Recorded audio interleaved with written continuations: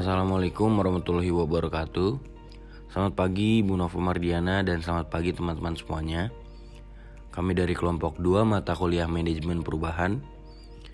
Hari ini kami akan mempresentasikan mengenai perubahan yang direncanakan dan pengembangan organisasi. Dengan dosen pengampu Ibu Dr. Nova Mardiana SEMM dan anggota kelompok ada Joshua Situmorang, Anjar Ahmadi, Julia Epitia, dan Dila Prilarisa.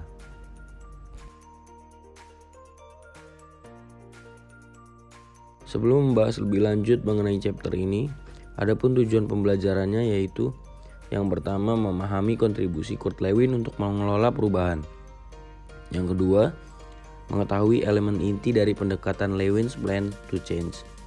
Yang ketiga, menunjukkan bagaimana perubahan yang direncanakan memberikan inti pengembangan organisasi. Yang keempat, menyadari sejarah dan sifat organization development. Yang kelima, memahami perbedaan utama antara pandangan Lewin tentang perubahan yang direncanakan dan yang dipromosikan oleh pengembangan organisasi. Yang keenam, menghargai manfaat perubahan yang direncanakan dan pengembangan organisasi. Dan yang terakhir, mengetahui kritik dan pembelaan utama dari perubahan yang direncanakan dan pengembangan organisasi. Kurt Lewin dan perubahan yang direncanakan. Perubahan yang direncanakan adalah istilah yang pertama kali diciptakan oleh Kurt Lewin untuk membedakan perubahan yang secara sadar dilakukan oleh suatu organisasi sebagai lawan dari perubahan yang tidak diinginkan, yang mungkin terjadi secara tidak sengaja.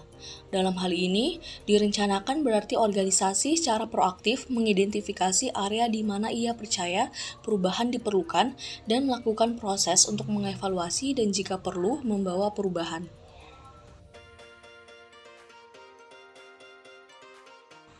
Selanjutnya, elemen inti perubahan yang direncanakan menurut Kurt Lewin.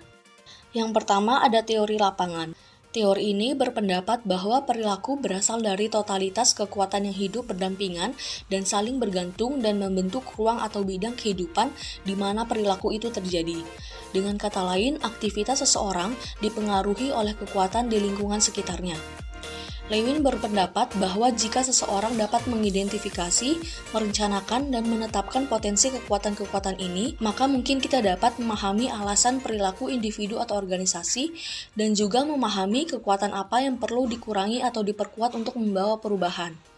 Yang kedua ada dinamika kelompok. Konsep dinamika kelompok menekankan pada perilaku kelompok, bukan perilaku individu yang harus menjadi fokus utama perubahan. Akibatnya, fokus perubahan harus di tingkat kelompok dan harus berkonsentrasi pada faktor-faktor seperti norma kelompok, peran, interaksi, dan proses sosialisasi untuk menciptakan ketidakseimbangan dan perubahan. Yang ketiga ada penelitian tindakan. Penelitian tindakan berlangsung dalam langkah-langkah spiral yang terus berulang, di mana penelitian mengarah pada tindakan, dan tindakan mengarah pada evaluasi dan penelitian lebih lanjut. Dalam hal ini, Lewin menekankan bahwa agar perubahan menjadi efektif, itu harus terjadi di tingkat kelompok dan harus menjadi proses partisipatif dan kolaboratif yang melibatkan semua pihak yang terkait. Yang keempat adalah model 3 langkah. Yang pertama ada tahap unfreezing. Tujuan tahap ini adalah untuk mengganggu atau menghancurkan status quo atau keadaan saat ini dengan menyadarkan individu atau organisasi akan perlunya perubahan dan mengurangi faktor-faktor yang dapat menghalangi perubahan tersebut. Yang kedua, moving. Tahap ini dapat dikatakan sebagai tahap transisi atau tahap implementasi perubahan yang sebenarnya. Ini melibatkan penerimaan cara-cara atau pemikiran baru dalam melakukan sesuatu. Sehingga pada tahap ini, perencanaan yang matang serta komunikasi yang efektif sangat diperlukan untuk mengurangi resistensi terhadap perubahan. Dan yang ketiga adalah tahap refreezing. Tahap ini dilakukan untuk menstabilkan dan memantapkan keadaan baru setelah perubahan terjadi sebagai norma atau status quo baru, di mana perubahan tersebut dapat diperkuat dengan cara menetapkan aturan dan kebijakan baru. Tanpa tahapan ini, perubahan tidak akan permanen dan cara berpikir atau cara bekerja yang lama akan muncul kembali.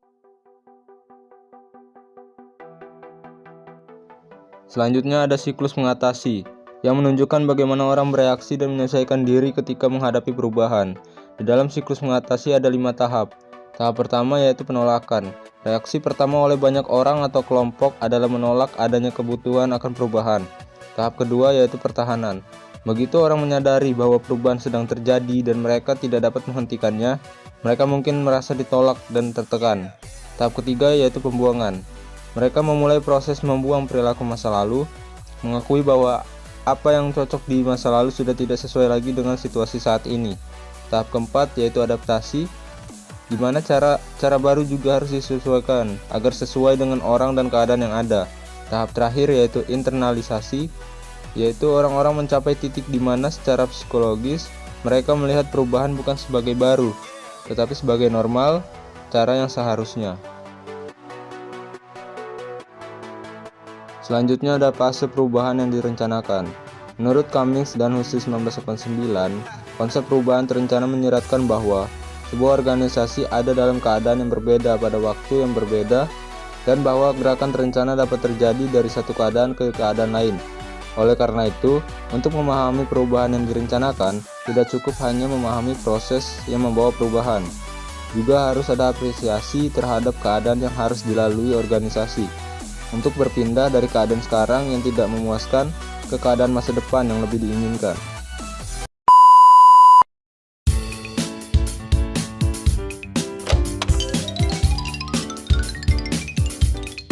Don't you often wish that all problems in life can be solved by the simple push of a button? If only life was that simple. You see, behind every button, there is often a team hard at work putting things together. A team made up of people with various ideas, talents, and skills working together for a common cause. We call such a team of people an organization. How does an organization ensure that its wide variety of employees work together in the most effective manner and achieve the best possible results for its stakeholders? Unlike a machine, you cannot just simply remove and replace a non-working component in an organization. An organization is made up of people and hence has to deal with its complex interpersonal relationships. How well an organization performs is dependent on how its individual members can function collectively and effectively as one. This is where the practice of organization development, or OD, can help make organizations more effective, and hence the role of the OD practitioner in an organization. The role of the OD practitioner can be seen as fulfilling two main functions, as the organizational coach and as the organizational counselor. Like a coach on the sports field, the OD practitioner helps the organization achieve its set goal. He or she plans and implements the necessary actions and changes to align the organization's capabilities with its strategic ambition. As an organizational counselor, the OD practitioner addresses any dysfunction that surfaces within the organization and puts the organization back on its track and onto a higher level of performance. To do this, the OD practitioner adopts the action research approach, improving the organization's effectiveness. This approach also emphasizes getting the organizational leader's support for each step and especially at the start. The OD practitioner also actively involves different people in the organization when implementing change. This will help more people embrace the change, making it successful. OD practitioners are instrumental in their organization's journey towards effectiveness, building it to face the challenges and demands of its operating environment. Problems might not simply be solved with one push of the button, but the OD practitioner's role is one that organizations simply cannot do without.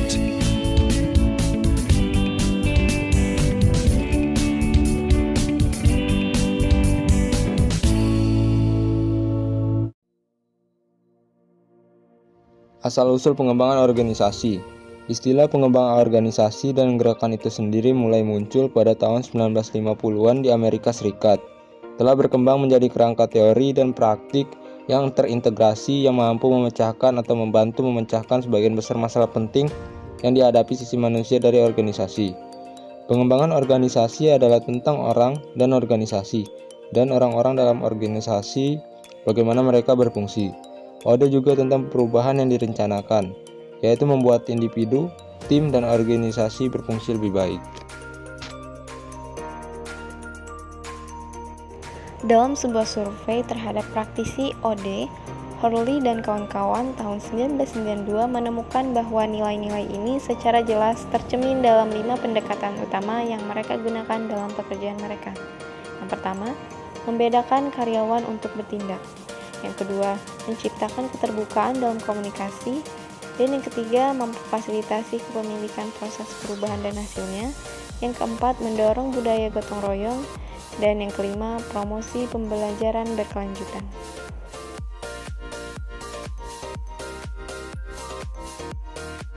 Sifat perubahan pengembangan organisasi.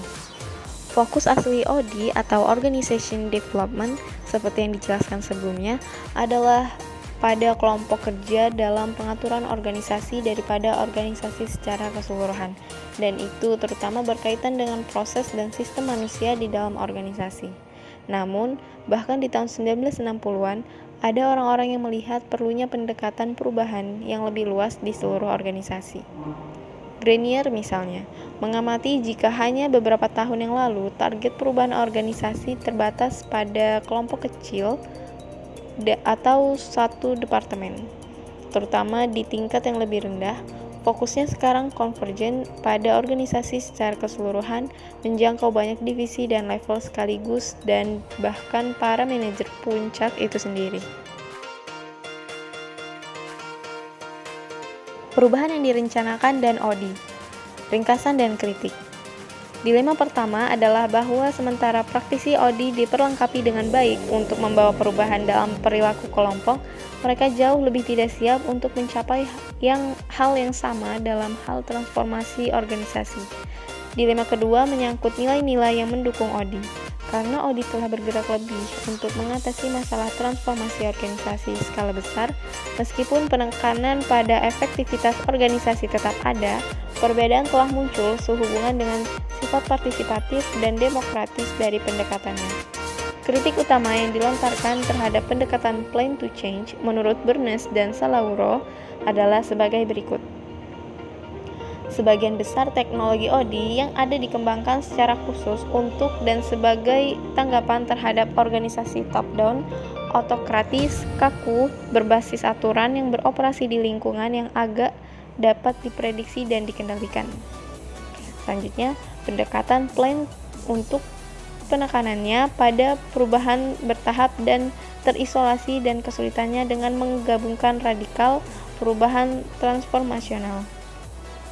Lalu ada juga kesepakatan bersama dapat dicapai dan bahwa semua pihak yang terlibat dalam proyek perubahan tertentu memiliki kemauan dan minat untuk melakukannya.